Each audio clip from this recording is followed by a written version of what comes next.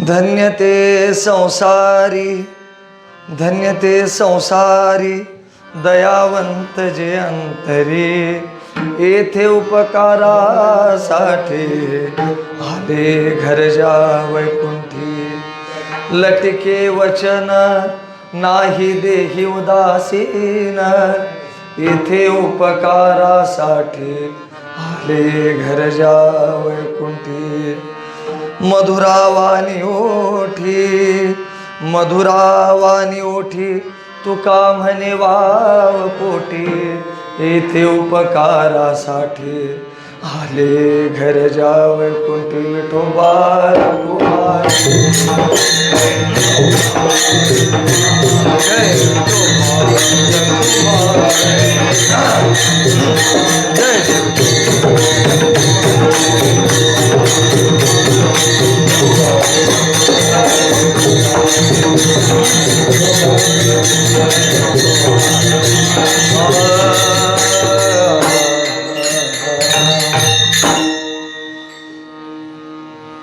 प्रतिवर्षाप्रमाणे चालू असलेला आजचा निवृत्तीनाथांच्या समाधीचा सोहळा, त्यातला दुसरा दिवसाची सेवा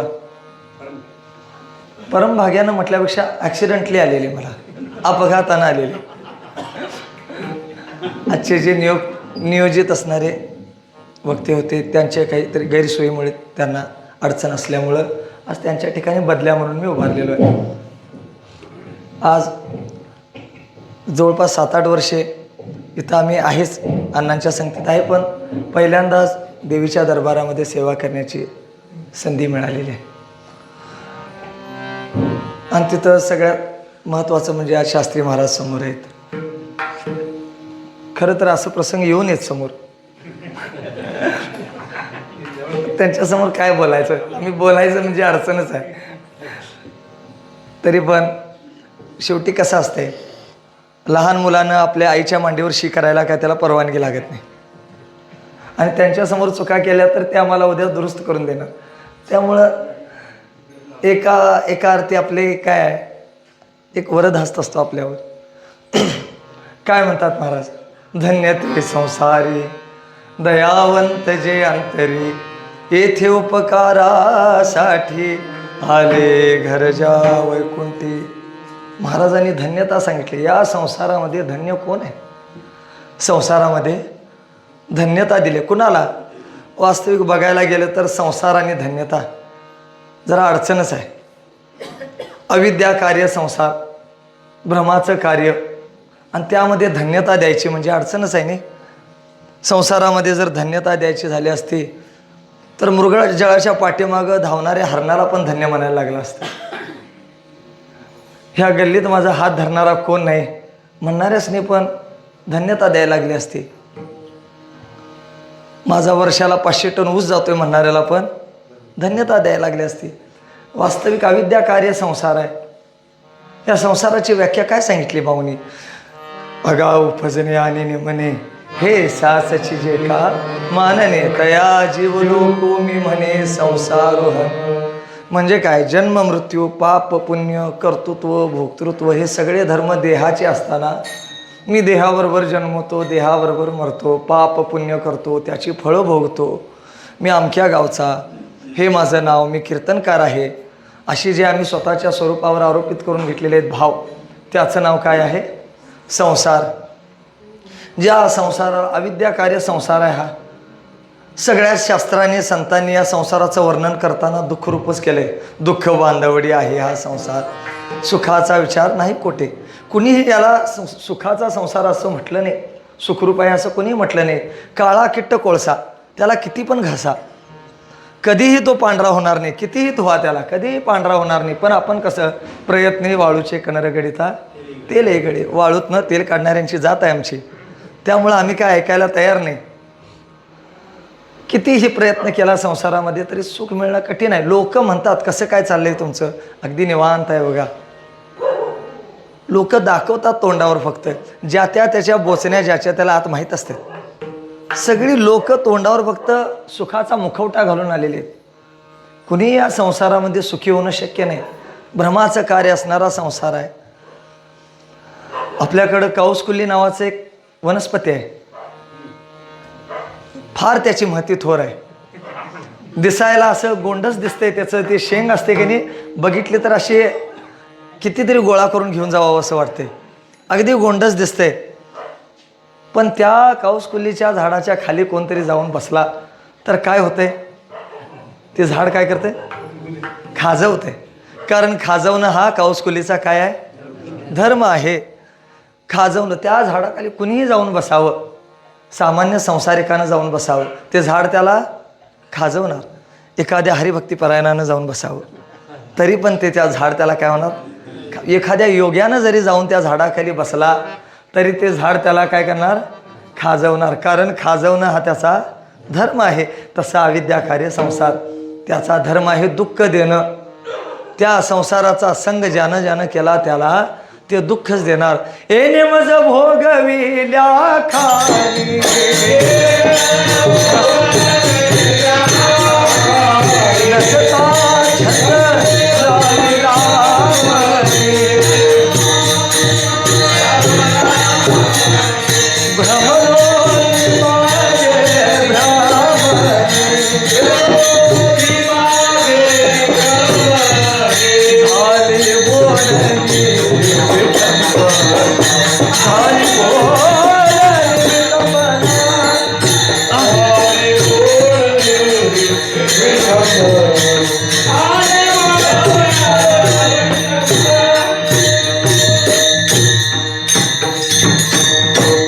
असा या अविद्या कार्य संसारामध्ये सुखी होणं शक्य नाही.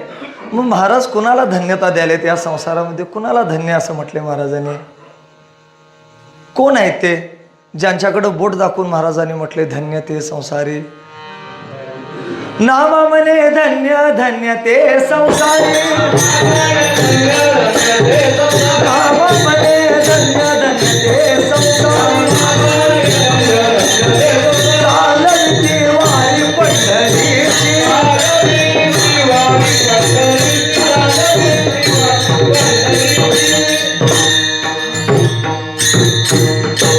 नामा म्हणे धन्य धन्य ते संसारी. अभंगामध्ये पण म्हटले धन्य ते संसारी, नामा म्हणे धन्य धन्य ते संसारी, चालविती वारी पंढरीची. म्हणजे काय, फक्त वारी करतो एवढंच नाही. वारी काय, बस ड्रायव्हर आणि कंडक्टर दिवसातनं 2-2दा पंढरपूरला जाऊन येतात, त्याला वारी म्हणता येणार नाही. आपलं कोण आहे वारकरी? काया वाचा मने जीवे सर्वस्वी उदार बाप रखुमा देवरू विठ्ठलाचा वारीकर. तो वारकरी असला तर धन्य आहे. त्याच्याकडं बोट करून दाखवले धन्य ते संसारी. ते शब्द आपण व्याकरणामध्ये कधी कधी वापरतो. एखादी दूरची वस्तू दाखवायची असली, जवळच्या वस्तूला दाखवताना हा ही हे वापरतो, आणि तीच वस्तू जर लांबची असली तर त्याला काय करतो, तो ती ते वापरतो. आता ते वापरताना कसं अनेक वचने आहे किंवा आदरार्थी म्हणून वापरतो. ते बोट करून निर्देश, ते धन्य आहेत, ते धन्य आहेत. कुणाकडे बोट करून दाखवले ते म्हणजे ते निवृत्तीनाथ, ते ज्ञानोबाराय, ते तुकोबाराय, त्या मुक्ताई, ते नामदेवराय, त्यांच्याकडे बोट करून दाखवले महाराजांनी धन्य ते संसारी. का मार्ग धावून गेले आहे, मार्ग धावून गेले आहे,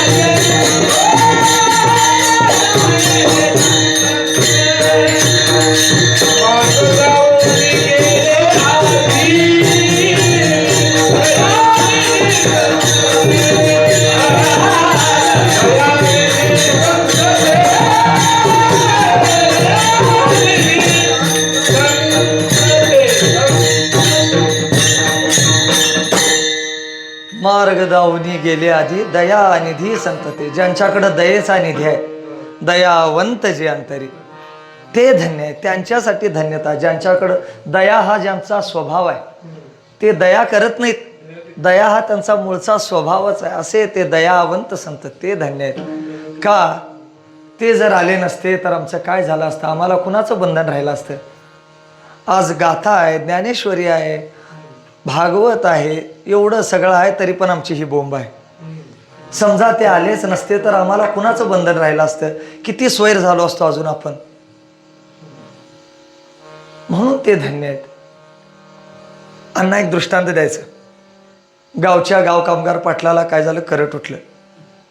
करट, त्या करटाचं एक वैशिष्ट्य आहे, बहुतेक करून ते अवघड जाग्याला उठतं, सांध्याच्या जाग्याला, जिथं हालचाल करताना दुखायलाच पाहिजे अशा जागी उठतंय ते करट. ते करट उठलं गुडघ्याला, एवढं मोठं करट होतं. जो तो सगळीजण येऊन बघायची, त्या करटावरनं हात फिरवायची, गोंजारायची, म्हणायची असा करट आम्ही आजपर्यंत कधी बघितला नाही. सगळी लोक बघून यायला लागली, आजूबाजूच्या गावची लोक पण यायला लागली. सगळ्यांनी त्या करटावरनं हात फिरवला, गोंजारली. बातमी पसरत पसरत आमदारापर्यंत गेली. आमदार पण आले. आमदारांनी पण येऊन काय केलं? त्या करटावरनं हात फिरवला. म्हणाले असा करट आमच्या मतदारसंघात आजपर्यंत कधी कुणाला झाला नाही. आमदारांनी पण त्या करटावरनं हात फिरवला. एवढ्या सगळ्यांनी त्या करटाला गोंजारलं. खरं त्या करटाचं दुखणं काय कमी झालं नाही. त्या करटाचं दुखणं कमी व्हायचं असलं तर त्याच्यावर हात फिरवून गोंजारून चालणार नाही. काय करावं लागेल? त्याला भोसकून त्यातली कोणतरी घाण बाहेर काढावी लागेल. तोपर्यंत ते दुखणं कमी होणार नाही. तसं आमच्यातलं जे दुखणं जर बंद व्हायचं असलं, कमी व्हायचं असले, तर आमच्यातली पण ती घाण आहे ती कोणतरी भोसकून बाहेर काढायला लागणार. जे घाण काढतात ते आहेत संत. जे घाण काढायचं काम करतात त्यांना शास्त्र म्हणायचं, त्यांना संत म्हणायचं.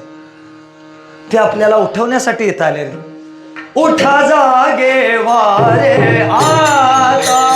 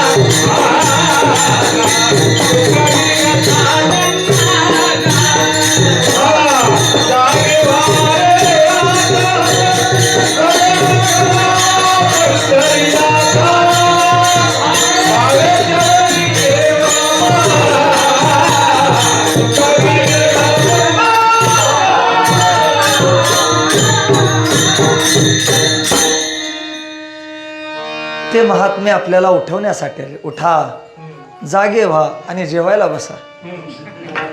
उठून काय करायचं आहे? कशासाठी उठवाले ते? उठा, जागे व्हा. कारण तुम्ही झोपलेला आहे. आपण. दुसऱ्या अध्यायामध्ये एक श्लोक आहे, या निशा सर्वभूताना तस्याम जागृती संयमी यस्याम जागृती भूताने सा निशा पश्यतो म्हणे. या श्लोकावर बोलत असताना काय सांगितलंय? निशा म्हणजे रात्र. जिचा धर्म आहे काय? काळा कुट्टा अंधार, जिथं काहीही दिसत नाही ती रात्र. जिथं ही सगळी भूत जागे असतात तिथं तो महात्मा झोपलेला असतो. बोला बोलणे बोले, बाहेर जागे आत निदेले. बाहेर जागे आहे आपण जागे आहे, बाहेर आहे. किती जागा आहे? कधी कुणाचं चप्पल बदलून जाईल आपल्याला सांगता येत नाही. आपल्याला कुठल्या पक्षात ना कुठल्या पक्षात कधी उडी मारायची आपल्याला चांगलं माहिती आहे. एवढं जागा आहे आपण. देहात्म बुद्धीच्या ठिकाणी मी देह देहसंबंधी पसारा माझा, अहम ममच्या ठिकाणी आपण जागा आहे. पण ते महात्मे मात्र तिथं, त्यांच्यासाठी ती रात्र आहे. म्हणून ते जागे जिथे महात्मे जागे तिथं आम्ही झोपलेलो आहे. आत्मस्वरूपाच्या निद्रेमध्ये बाबा अहंकार निशी घनदाट, अहंकार रूपी निद्रेमध्ये, अहंकार रूपी रात्र आहे. अहंकार रूपी रात्र, त्या रात्रीमध्ये आपण झोपलोय अविद्येच्या निद्रेमध्ये. एक ओवी सांगितली, अगा अज्ञानाच्या निदा घोरत होता बदबदा. अज्ञानाच्या निद्रेमध्ये झोपलेला आहे, नुसता झोपलेला नाही, घोरालाय. घोरणं बरळणं माहिती आहे का नाही? झोपत आपण बडबडतोय, झोपत आपण बडबडतोय, तसं आपण पण बडबडत असतो झोपेत. काय म्हणतो आपण? शून्यातनं विश्व निर्माण केले मी. माझं एक पोरग बेंगलोरला, एक दुबईला आहे. ह्याला म्हणायचं बरळणं.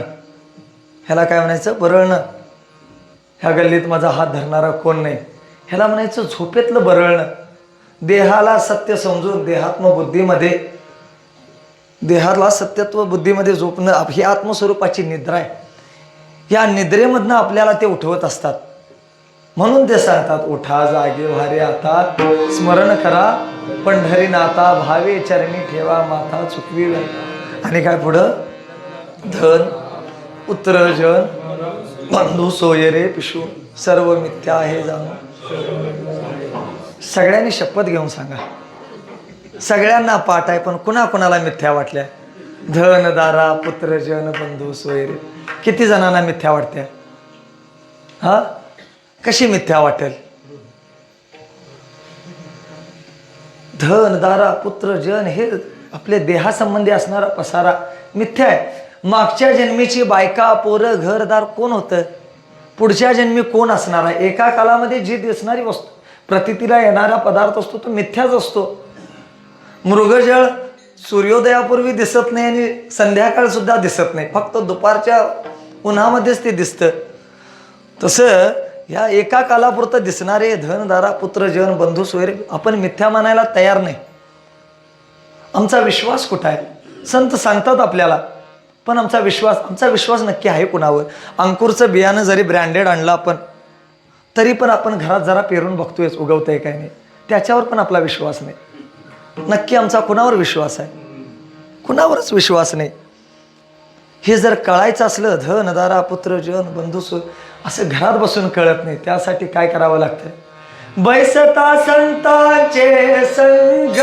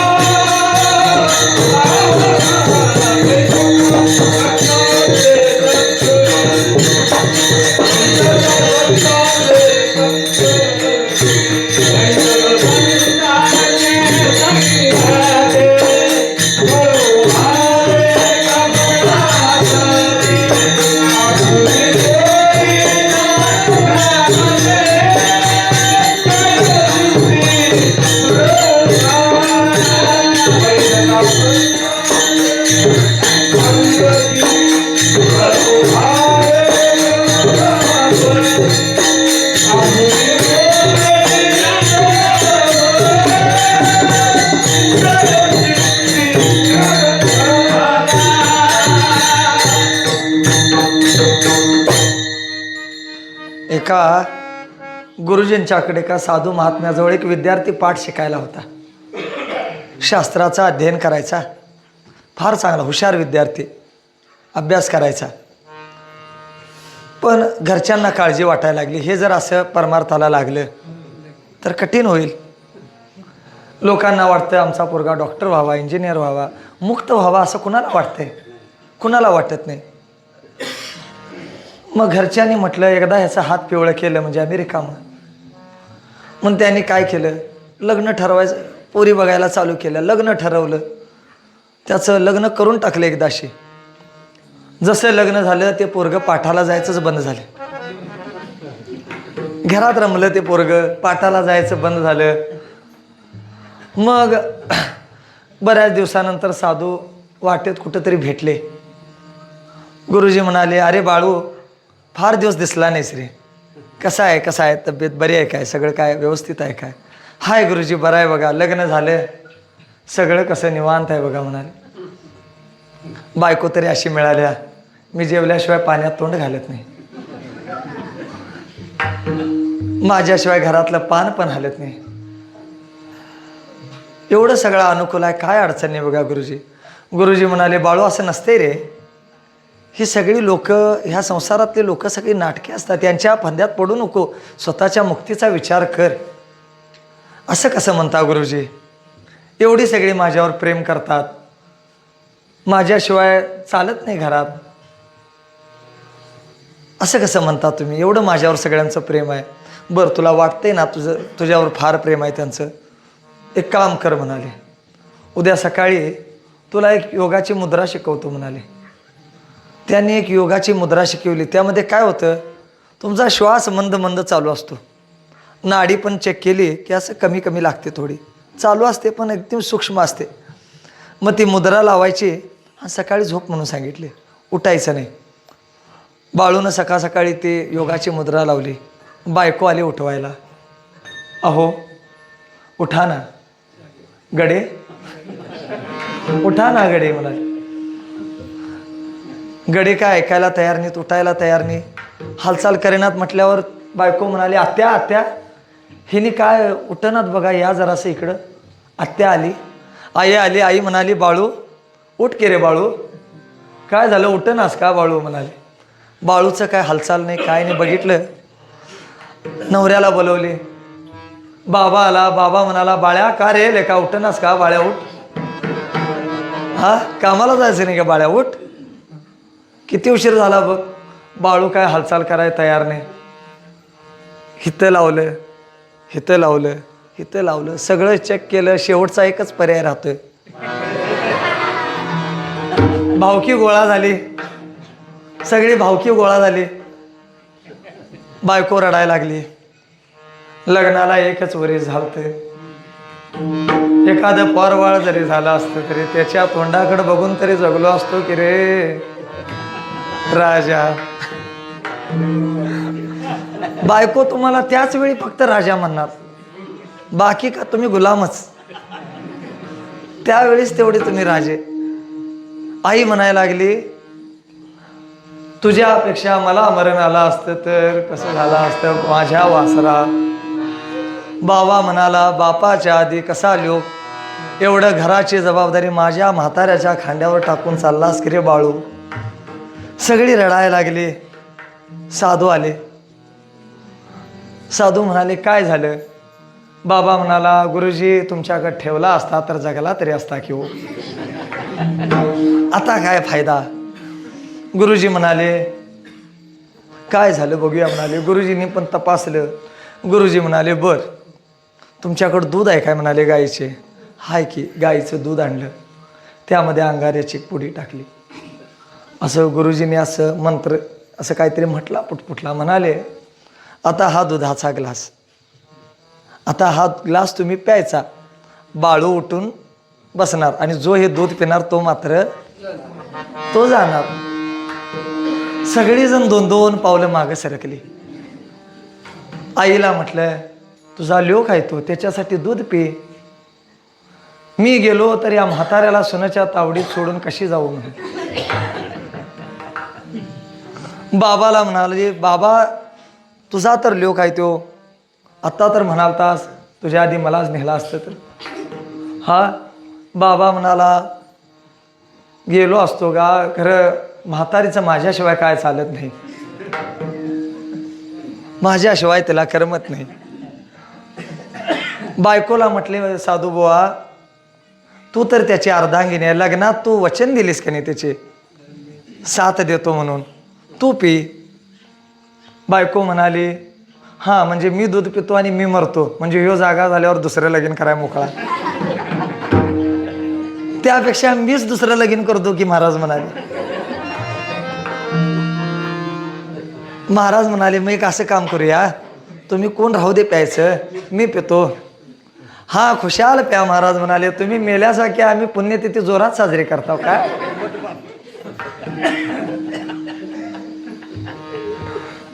हे सगळं बाळून ऐकलं सगळ्यांचा संवाद. किती प्रेम होतं त्याला, त्याचा सगळा गैरसमज दूर झाला. आता हे त्यांचं सत्यत्व बघितल्यावर, ही त्यांची खरी तोंड बघितल्यावर परत तो त्या प्रपंचामध्ये राहील काय. पुरे पुरे हा संसार कर्म बळीवंत दुस्तर राहुनी दिस्थिर एके ठाई निश्चर. संसाराच्या तापे तापलो मी देवा करिताया सेवा कुटुंबाची. म्हणून तुझे आठविले पाय येई ओ माझे माये पांडुरंगे. माझे माहेर पंढरी आहे विवरे जाती.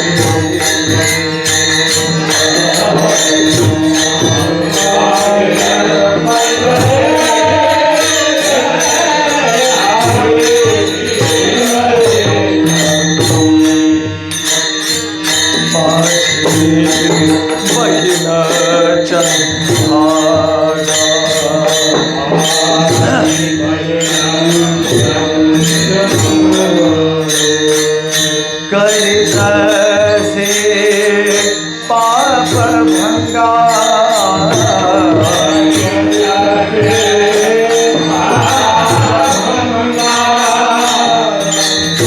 बाप आणि आई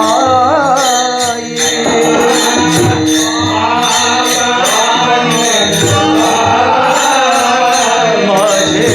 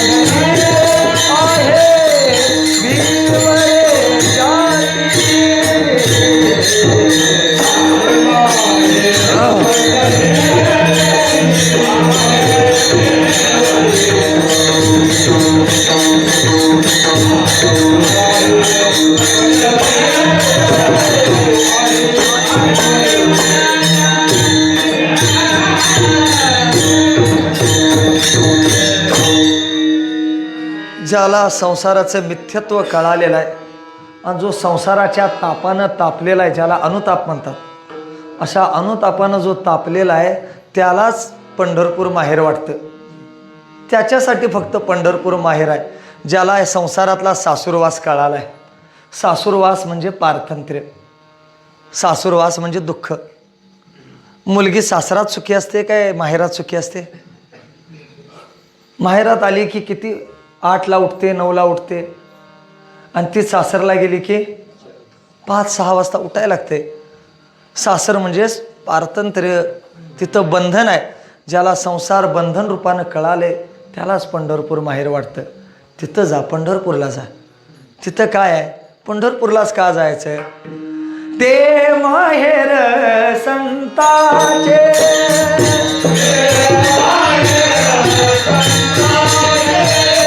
ते माहेर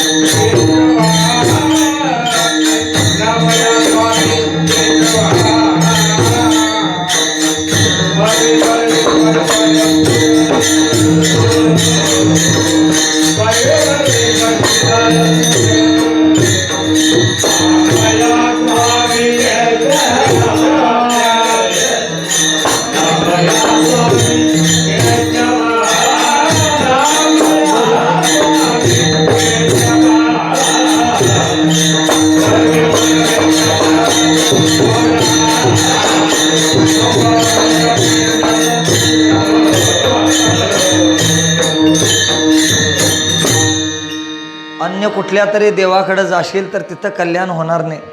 अन्य कुठल्या तरी देवाच्या नादाला लागू नको. त्यापेक्षा पंढरपूरला जा.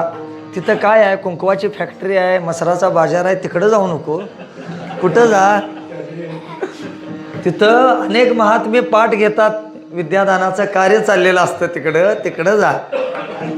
अनेक महात्मे आज पण तिथं ज्ञानदान करत आहेत. त्या संतांच्याकडं जा. तिथं जाऊन तद्विधी प्रणिपातेन परिप्रश्नेन सेवया उपदेशन्ति ते ज्ञानम ज्ञानेन तत्वदर्शन. या श्लोकाबद्दल बोलताना महाराजांनी सांगितलेलं आहे. अण्णा सांगायचे या श्लोकातले एक मेघ सांगायचे कायम.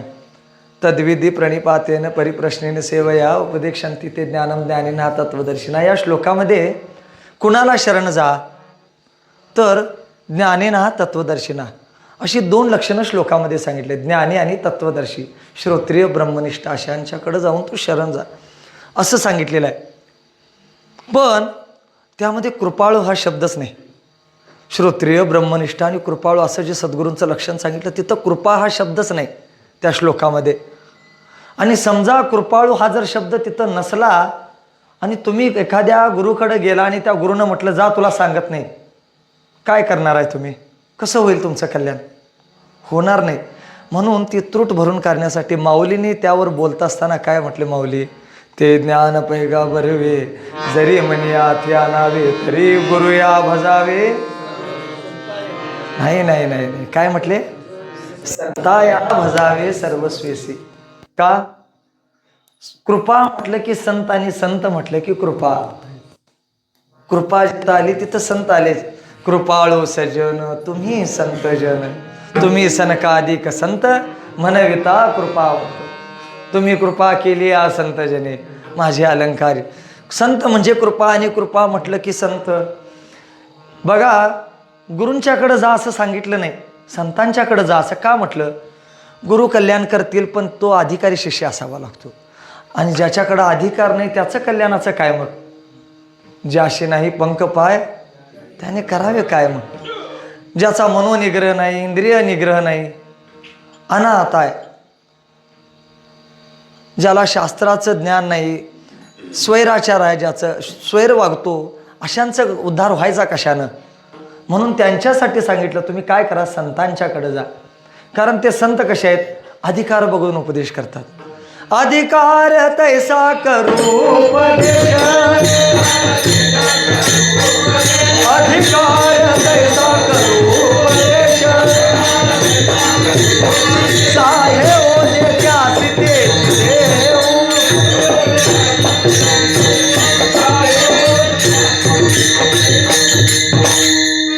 अधिकार तैसा करू उपदेश, ज्याचा जसा अधिकार तसा त्याच्या अधिकार परत्वे त्याला उपदेश करतात संत महात्मे. 4 प्रकार सांगितले, जीवाचे 4 प्रकार सांगितले शास्त्रानं. पामर, विषयी, जिज्ञासू आणि मुक्त. ज्यांनी वेदांत बोली भाषेमध्ये आणला असे रंगनाथ महाराज परभणीकर गुरुजी, ते या चौघांची व्याख्या करताना सांगायचे हे 4 कसे ओळखायचे. दुसऱ्याची बायको ज्याच्या चित्तात आहे त्याला पामर म्हणावा. स्वतःची बायको, जय देव जय देव जय तुम्ही बायको, तुम्ही सांगाल ते आम्ही ऐको, असं ज्याचं आहे त्याला विषयी म्हणावा. ज्याला बायका पोरं घरदार काही आवडत नाही त्याला जिज्ञासू मुमुक्षू म्हणावा. आणि ज्याला बायको सुद्धा ब्रह्म दिसते त्याला मुक्त म्हणावा. विठ्ठल विठ्ठल.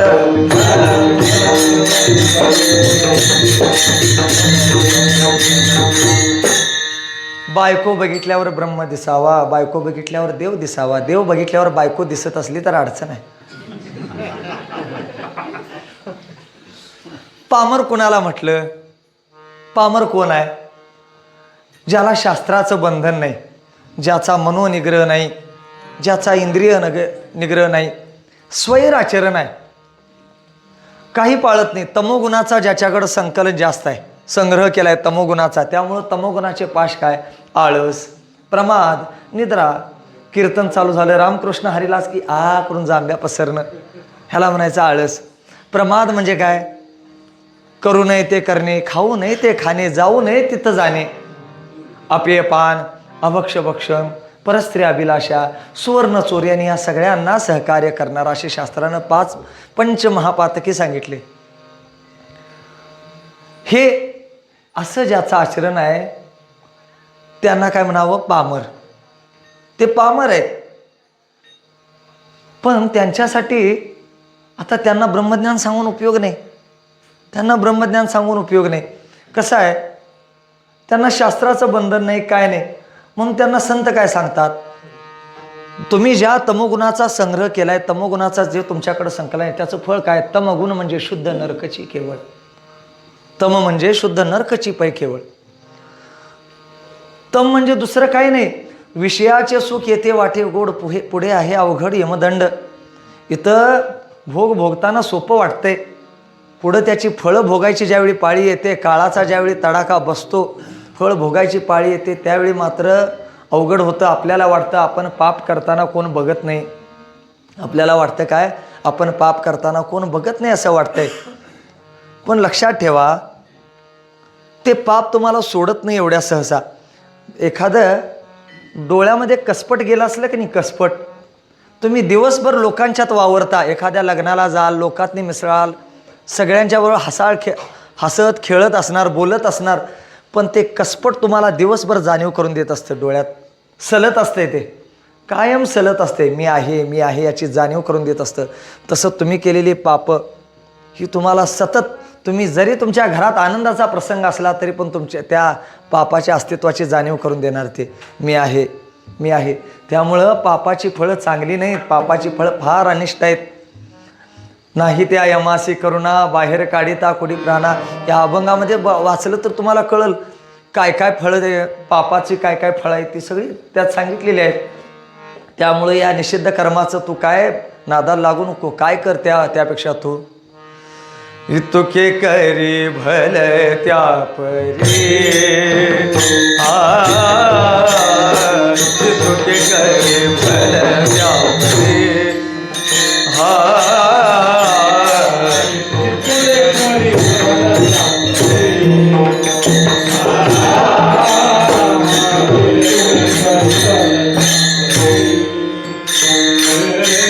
परद्रव्य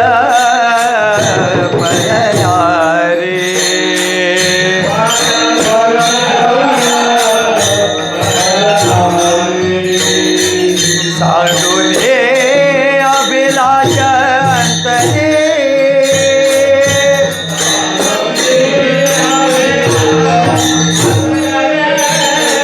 वरते व्यवहारे सुखरूप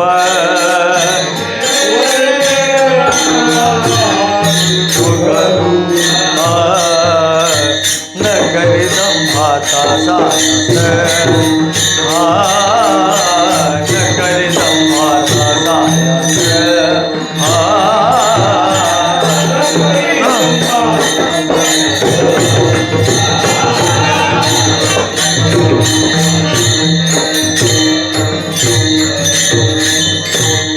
अशा पामराला त्याला काय सांगितलं उपदेश? तुला बाकी काय सांगत नाही म्हणाले, तुला काय ब्रह्मज्ञान सांगून चालणार नाही, तू काय कर, तुला बाकी काय जमत नाही का नाही, इतुले करी, एवढंच कर, फार काय करू नको तू, इतुले करी भलत्या परी परद्रव्य परनारी सांडून अभिलाषांतरी वरते व्यवहारी सुखरू. परद्रव्याबद्दल आणि परनारीबद्दल मनामध्ये अभिलाष सुद्धा येऊ देऊ नको. वस्तू भोगणं आणि वस्तूची अभिलाषा असणं यात फरक आहे. पाकिट द्यायला की वाटतंय मला कशाला मला कशाला, आणि आत नंतर वाटतंय घेतलं असतं तर बरं झालं असतं. याला अभिलाषा म्हणायची. अभिलाषा वर दिसत नाही, ती आत असते, वासना आत असते.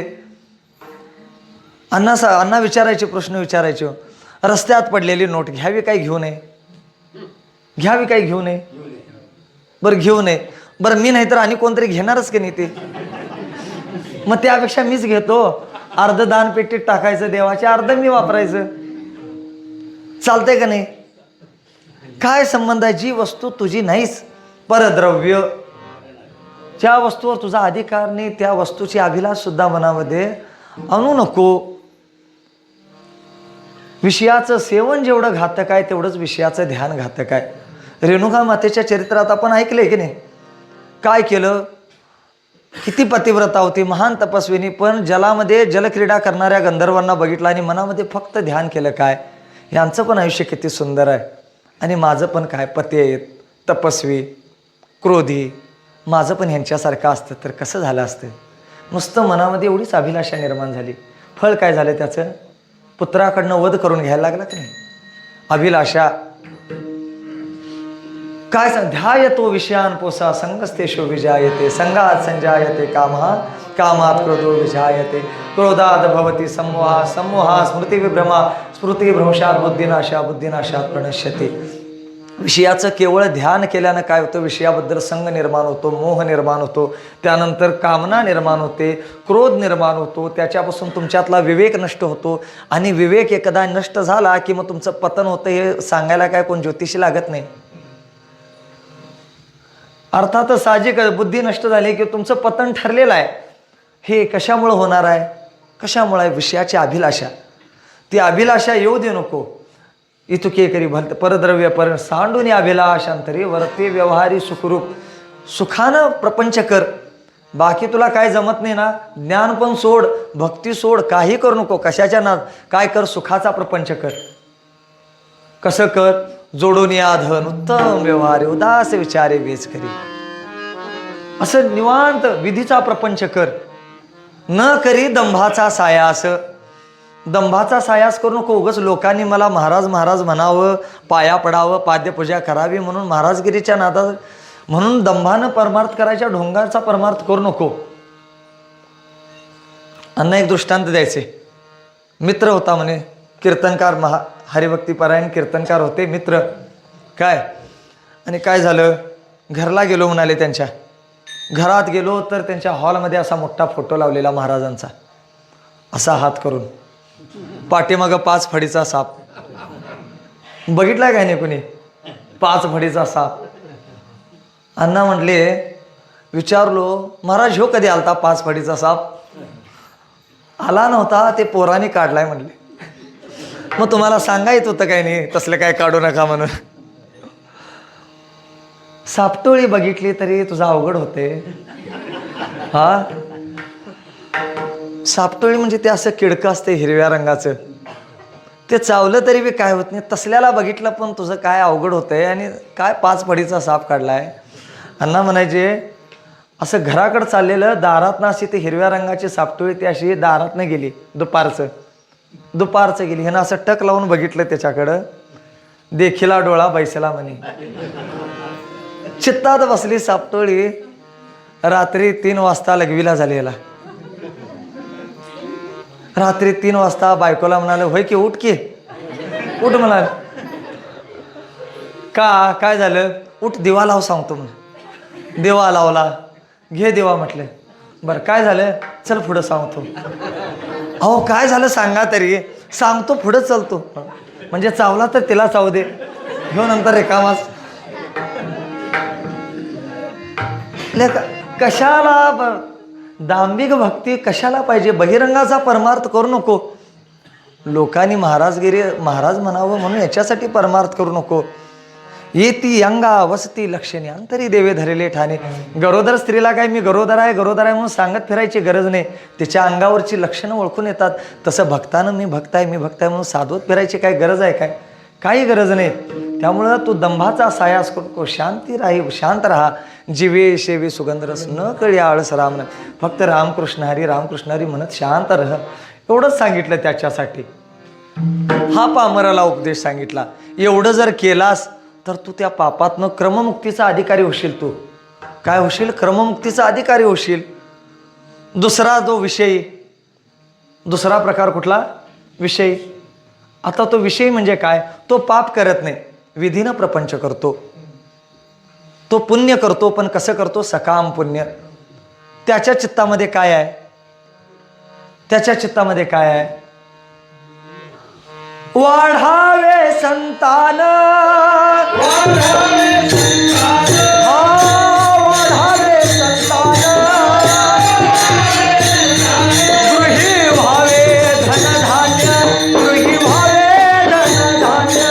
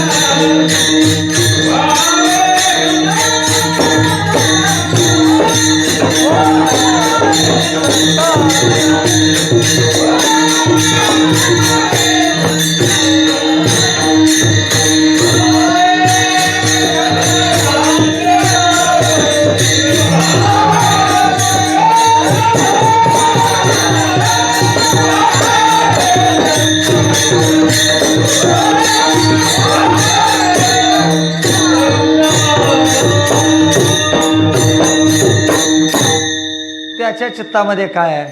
वाढावे संतान, गृही व्हावे धनधान्य. ह्या लोकातल्या आणि परलोकातल्या सुखाची इच्छा आहे त्याला. ह्या लोकातलं सुख पाहिजे, नाहीतर परलोकातलं सुख पाहिजे. तिथं मग इथं काय सांगितलं त्याच्यासाठी वर्णन करता. यज्ञाधिक संसारी जन्मी जे, यज्ञाधिक कर्म कीजे, मग स्वर्ग सुख भोगी जे मनोहर. इथं जन्माला यायचं, संसारामध्ये जन्म, तिथं यज्ञाधिक क्रिया करायची, सगळी पुण्य साठवायचं आणि वर जाऊन काय करायचं?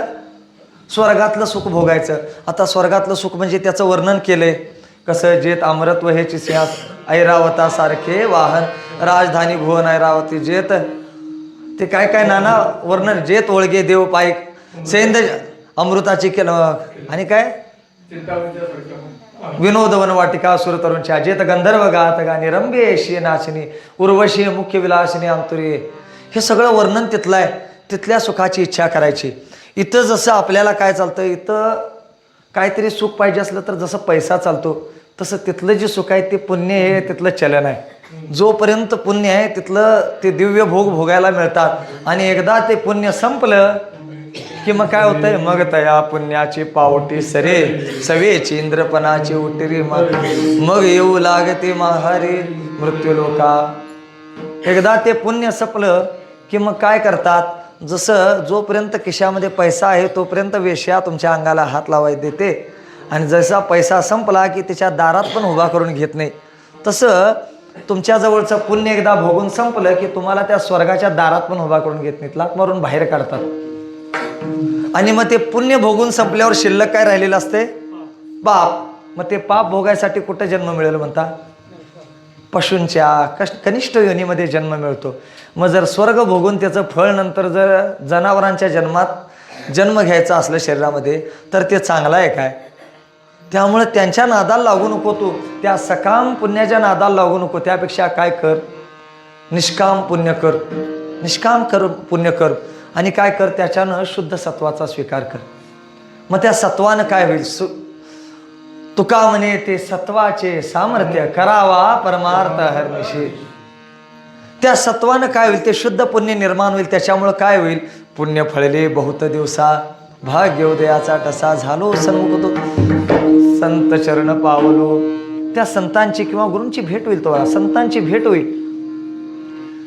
ते संत काय करतात? मग ते संत भेटले की मग त्यांच्याकडे जाऊन तनु मनुजीवी चरणाशी लागावी, अगरवता करावी, दास्य सकळ त्यांची सेवा कर. आणि मग ते काय करतात? तुला काय करतात? ते गुरु काय करतात? गुरु घाले ज्ञानांजन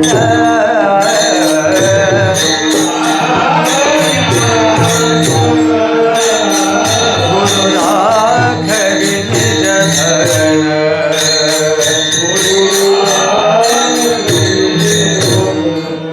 गुरु सौभाग्य देवोला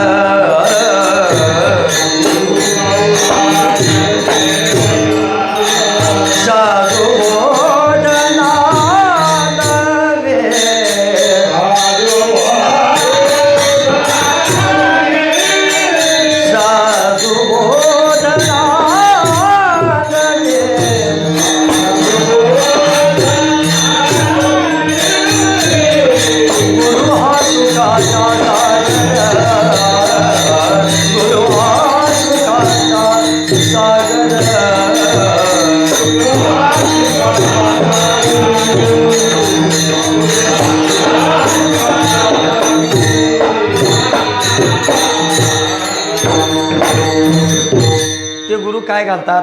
ज्ञानांजन घालतात. ज्ञानांजन म्हणजे काय?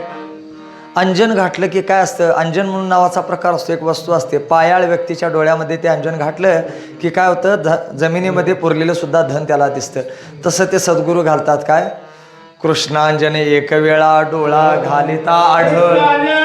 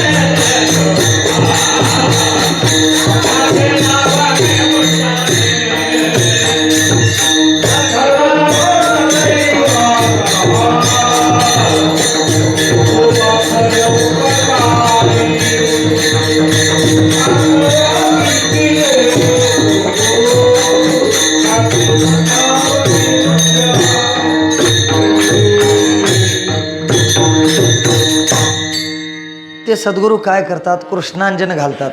आणि ते एकदा कृष्णांजन घातलं की ते मग काय दिसतं, हे जगतामध्ये दिसणारं नामरूपात्मक प्रकृतीचं कार्य दिसत नाही, नामरूप भेद दिसत नाहीत, सगळीकडं कृष्णच भरलेला आहे अशी व्याप्तीची दृष्टी येते.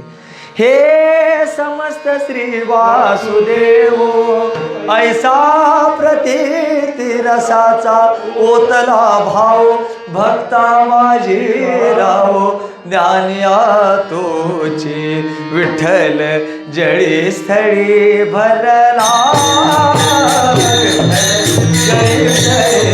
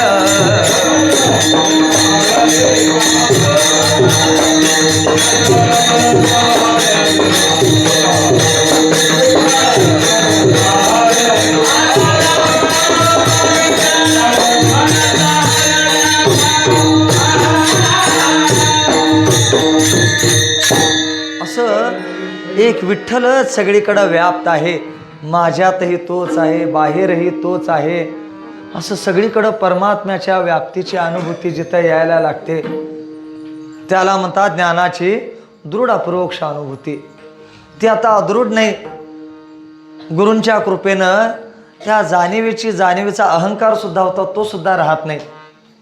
आपल्याला ज्ञान होईल पण ज्ञानाचा अहंकार जर राहिला, ज्ञानाची जाणीव जर राहिली तर ती सुद्धा बंधन करत असते. मगाशी आपण बघितलं काटा कशानं काढायचा असतो, काट्यानं काढायचा असतो. मग आता लागलेला काट्यापेक्षा जो काढायला वापरलेला काटा तो लहान असतो काय मोठा असतो, तो मोठा पाहिजे. तसं जे अज्ञान बरं पण ते ज्ञानाचा काटा आहे तो फार मोठा आहे. अज्ञानाची निवृत्ती तुम्ही ज्ञानानं कराल, ज्ञानाची निवृत्ती कशानं करणार, कुठलं साधन सांगितलंय शास्त्रानं, कुठलंही साधन सांगितलेलं नाही.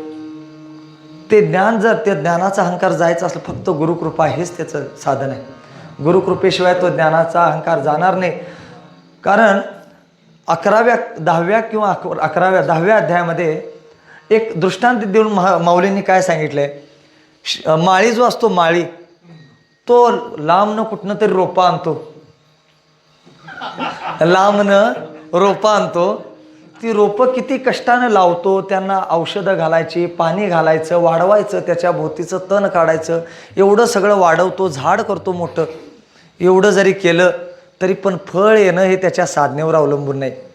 फळ येण्यासाठी फक्त वसंत ऋतूच यावा लागतो, वसंत आल्याशिवाय ते फळ मिळू शकत नाही. तसं तुम्ही साधना कितीही करा, जोपर्यंत गुरुकृपा होत नाही तोपर्यंत त्या फळाचा अनुभव तुम्हाला होऊ शकत नाही. ज्ञानाची दृढ अप्रोक्ष अनुभूती असं जिथं ती अवस्था येते त्यावेळी ती अवस्था आल्यानंतर काय होतं, कशाने येते ते, तिथं भेद राहत नाही, कोणताही भेद राहत नाही. टाळा टाळी लोपला नाद अंगो अंगुरा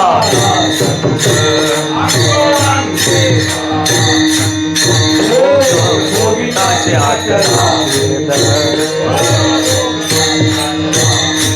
ज्ञान गुरुने गावा गोविंद गा, ज्ञान गुरुने गावा गोविंद गा.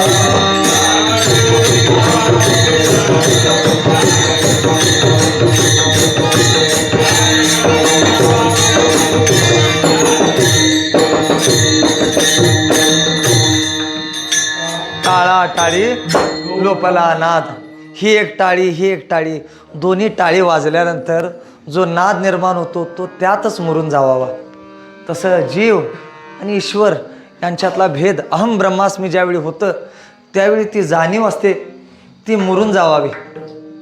टाळा टाळी लोपला नाद, अंगोअंगी मुराला भोग भोगिताची आटला भेद.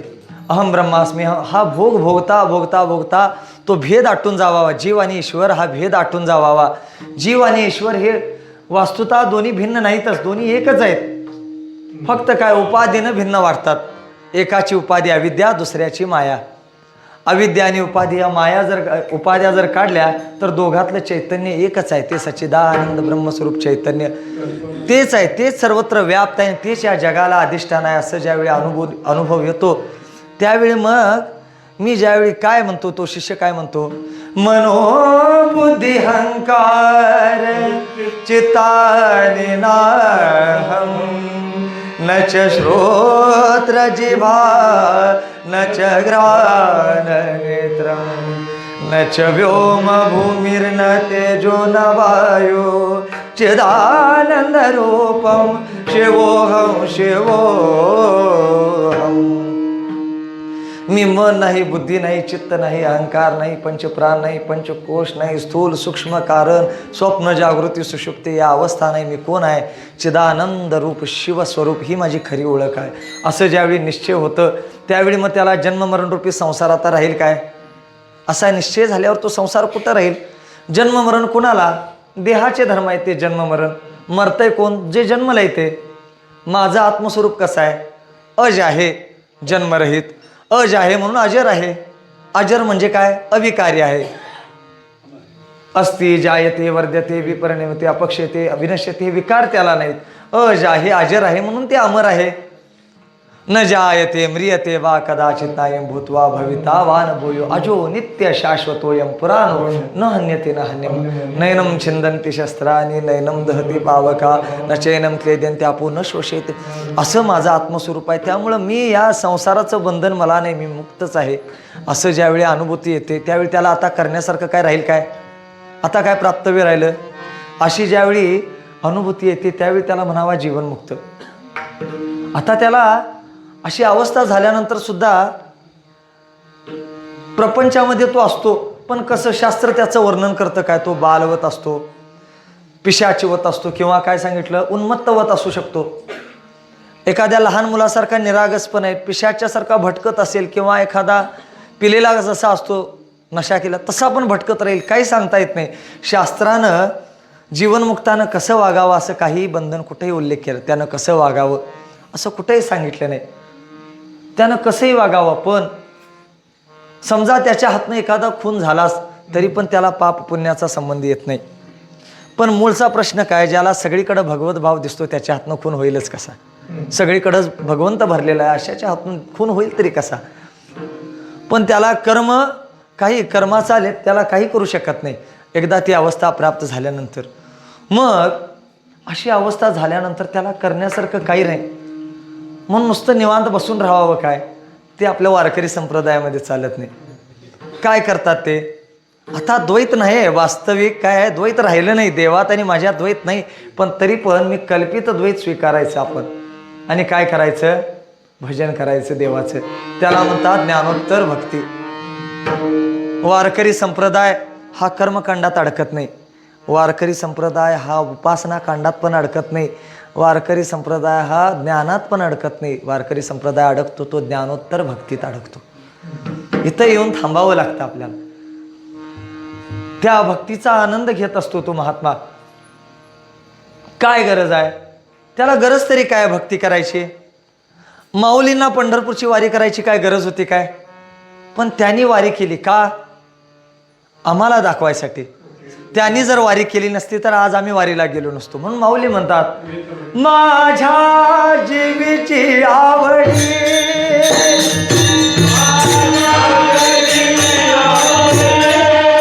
पंढरपुरा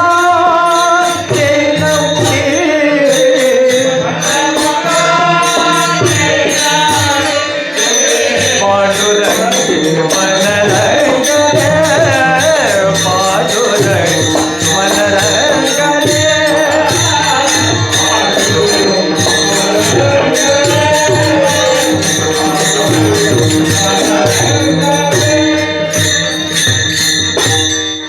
माऊलींनी वारी केली का?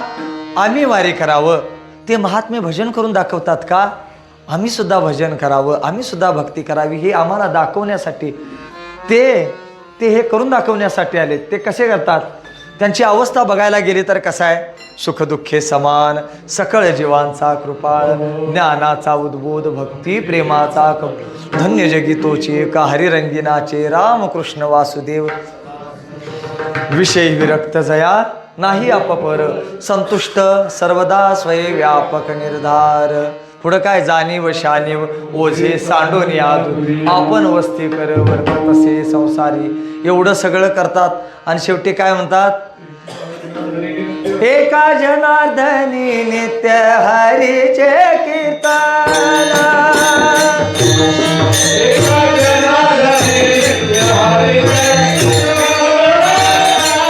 जनार्दनी नित्य हरीचे कीर्तन,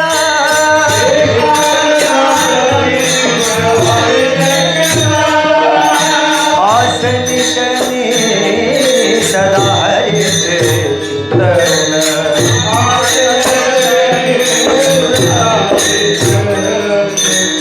आसनी शयनी सदा हरीचे चिंतन, धन्य जगितोचे हरिरंगिनाचे रामकृष्ण वासुदेव सदा स्मरे वाचे.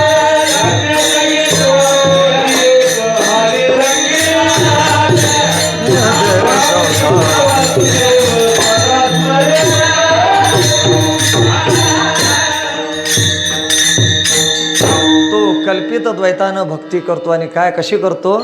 एका जनार्दनी नित्य हरीचे कीर्तन, आसनी शयनी सदा हरीचे चिंतन, धन्य जगी. त्याच्यासाठी धन्यता सांगितले महाराजांनी. काय म्हणतात?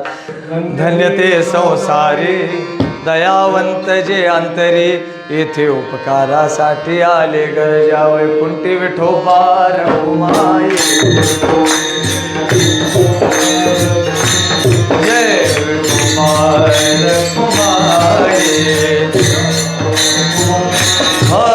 विठोबा रघुमाई,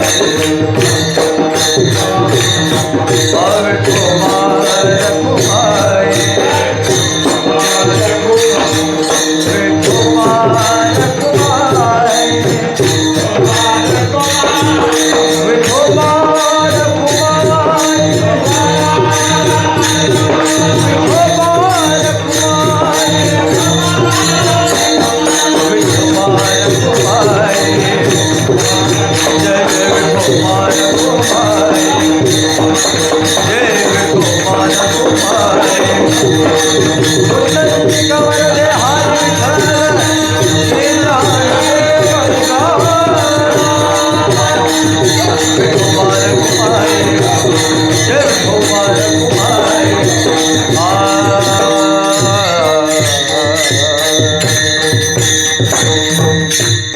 धन्य ते संसारी दयावंत जे अंतरी, येथे उपकारासाठी आले घरजा वैकुंठी.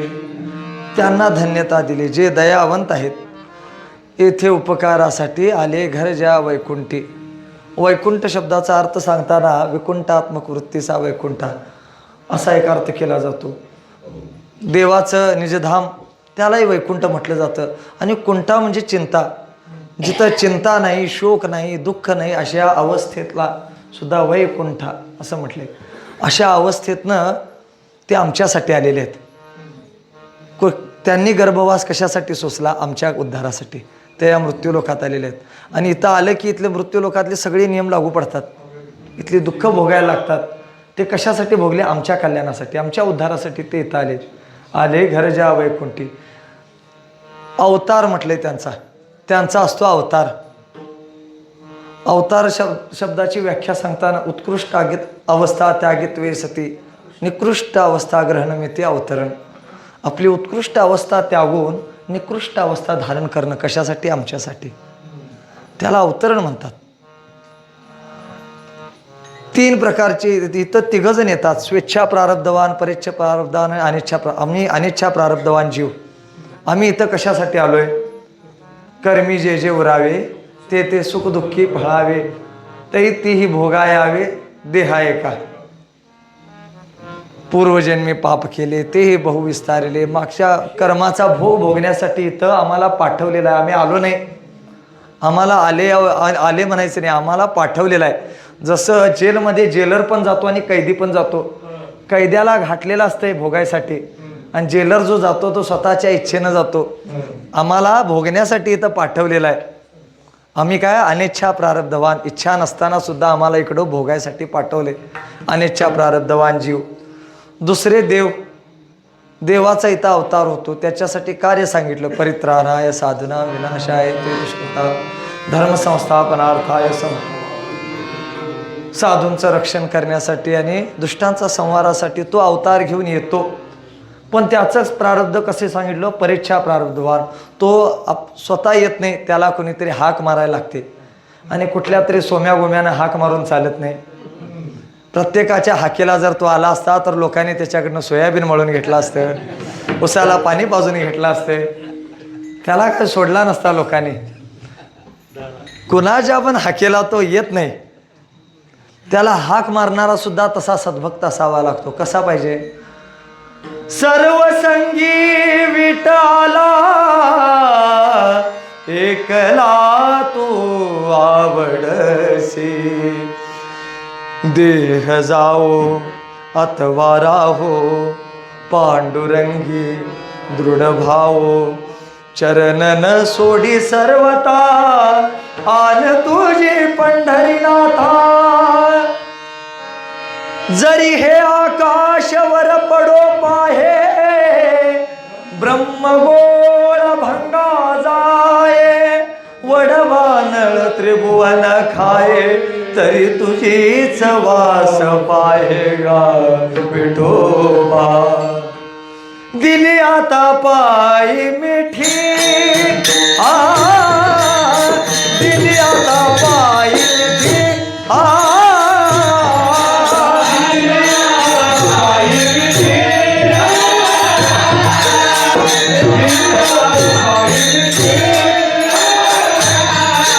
जग जे ते सांभाळे.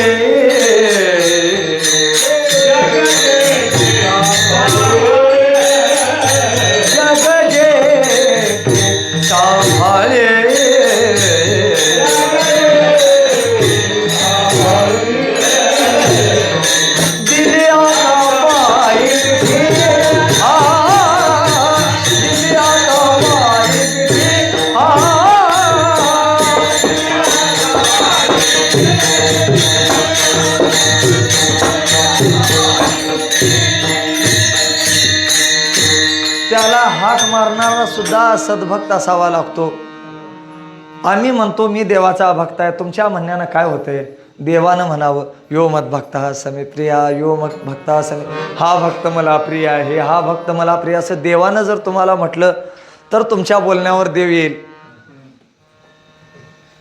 हत्तीच्या पायाखाली दिलं तरी मी नारायण म्हणायचं सोडलं नाही.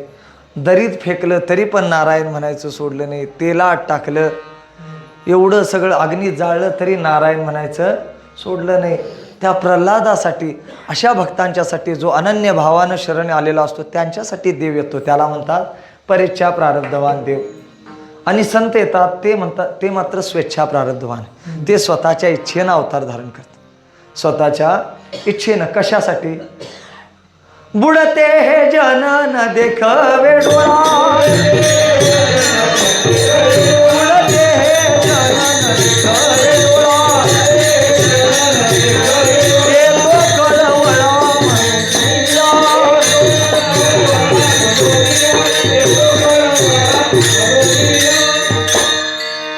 बुडते हे जन न देखवे डोळा. ही लोक बुडालेले आहे, संसार चक्रामध्ये अडकलेले. यांच्या उद्धारासाठी त्यांच्याबद्दल दयाभाव येऊन ते इथं अवताराला आलेले आहे. स्वेच्छा प्रारब्धवान संत तुकोबाराय आपल्या आपण का आलो इथं सांगण्यासाठी. काय म्हणतात माहिती आहे तुकोबाराय? एकंदर शिक्का पाठविला इहलोका, पाठविला इहलोका, पाठविला इहलोका.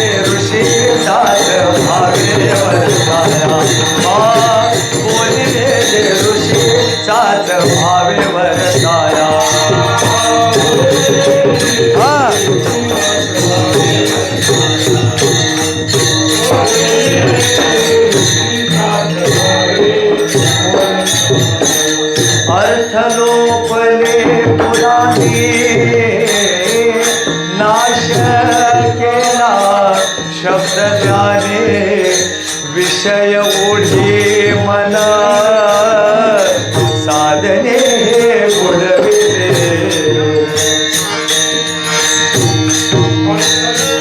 झाडू संतांचे मार्ग आळराने भरले जग उच्चिष्टाचा भाग शेष उरले देसे हो पिटू भक्ती दाडा गोरा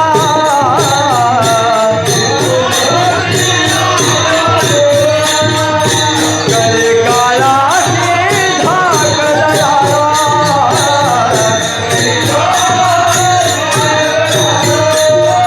तुका म्हणे करा जय जयकार आनंदे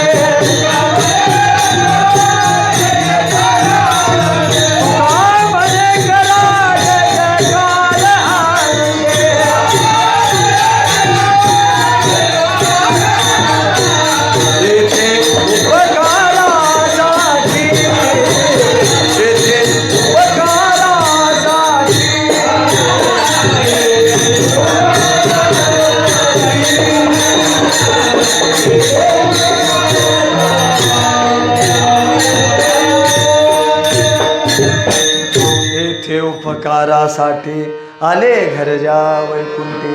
पुढच्या चरणात महाराज म्हणतात लटिके वचन नाही देही उदासीन. आता आपल्याला माहित आहे या ओळीचा अर्थ लावायचा झालं तर लटिके वचन घेऊन पुढचं जे नाही आहे ते अलीकडे घ्यायचं. लटिके वचन नाही देही उदासीन असं. नाहीतर काय होईल अर्थ खोटं बोलतात देहावर उदास नाही तसा उलट अर्थ होईल. म्हणून पुढचं नाही ते अलीकडे घ्यावं. म्हणताना मात्र सरळ म्हणावं कारण तिथं महाराजांनी रेष मारली आहे त्यामुळं म्हणताना तसंच म्हणावं. त्यात फरक करण्याचा अधिकार आम्हाला नाही. फक्त चिंतन करताना लटिके वचन नाही देही उदासीन असं म्हणावं. लटिके वचन लटकं म्हणजे खोटं. ते कधी खोटं बोलत नाहीत. खोटं म्हणजे कसं खोटं बोलत नाहीत म्हणजे काय त्यांचे सिद्धांत तेव्हाही तेच होते आत्ताही तेच आहेत. ब्रह्म सत्यम जगद मिथ्या जीवो ब्रह्मैव नापरः. आमचे सिद्धांत गाव बदलले की सिद्धांत बदलतात. आमचे माणसं बदलली की आमचे सिद्धांत बदलतात. आम्ही एवढी लटकी माणसं आहे. समोर एखाद्याला रामकृष्ण अण्णा सांगायची माहिती आहे काय आठवत असेल कोणतरी समोर आलं की रामकृष्ण हरी गुरुजी म्हणायचे मागे गेले की लई कडू आहे म्हणायचे. लोक माणसं बदलली की लोक खोटं वागतात पण ते तसे नाहीत. काळ गेला काही झालं तरी त्यांच्या बोलण्यामध्ये कधी फरक. लटिके वचन नाही. माऊली म्हणतात माझी सत्य वाचेचे तप केले असे बहुत कल्प. माझ्या या वाचेनं अनेक कल्पांपासून काय केलं या सत्यवाणीचं तप केलंय. त्यामुळे ते संत कधीही लटकं बोलत नाहीत मिथ्या बोलत नाहीत. ब्रह्मसत्य हेच त्यांचे सिद्धांत नेहमी अबाधितच राहतात. लटिके वचन नाही, देही उदासीन, देहावर उदास असतात. उदास असतात म्हणजे काय, तोंड काळं करून बसायचं, उदास होऊन बसायचं असं नाही. दिवाळीला उठणं लावलं तरी बी तोंड काळच, शिमग्याला बोंबललं तरी बी तोंड काळच. मी या रोता किंवा सुरत हीच वैसी. त्याला म्हणायचं नाही उदास. उदास म्हणजे असं नाही. उदास असणं म्हणजे देहावरचा ममत्व भाव ज्यांचा सुटलेला आहे, देहावरचा ममत्व भाव जसा सुटलेला आहे त्यांचा. शरीराबद्दल एक अभंग आहे, शरीर दुःखाचे कोटार, शरीर रोगाचे भांडार, शरीर दुर्गंधीची धार, नाही अपवित्र. या अभंगाचं चिंतन केलं तर साध्य म्हटलं तर हे शरीर कसं आहे आणि साधन म्हटलं तर हे शरीर कसं आहे याबद्दल चिंतन होतं. शरीर जर साध्य म्हणून जर या शरीराचा सजवायला जर गेलो आपण तर हे शरीर कसं आहे, शरीर कुणाचं आहे, देह तो पाचाचे झाले, कर्माचे गुणी गुंतले. हे पंचमहाभूतांनी शरीर बनलेलं आहे. त्याला विकारी शरीर आहे, असते जायते वर्धते, हे विकार लागलेले आहे, 6 विकार. त्यामुळे ते एक ना एक दिवस ते काय होणार आहे, ते विनश्यती हे त्याला लागलेलंच आहे. नाशिवंत देह जाणार सकळ, नाशिवंत देह जाणार सकळ, आयुष्य खातो काळ सावधान.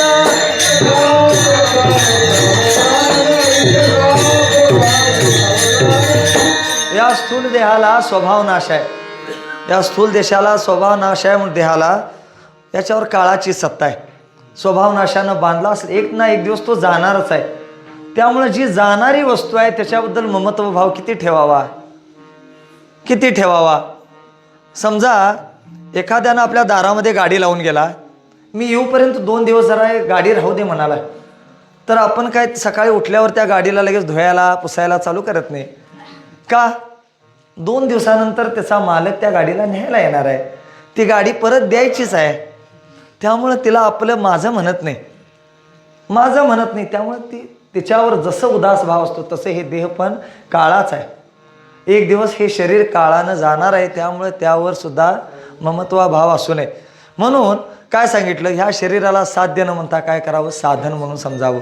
जर या शरीराला साधन मांडलं तर येण्याची शरीरे शरीरा येणे सरे किंबहुना रज.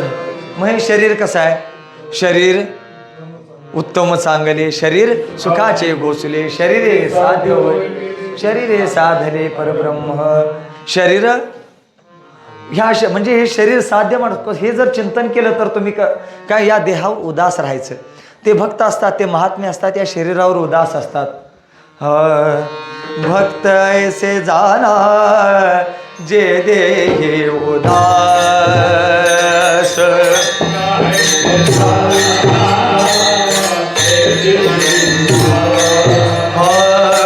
भक्त ऐसे जाना जे देही उदास.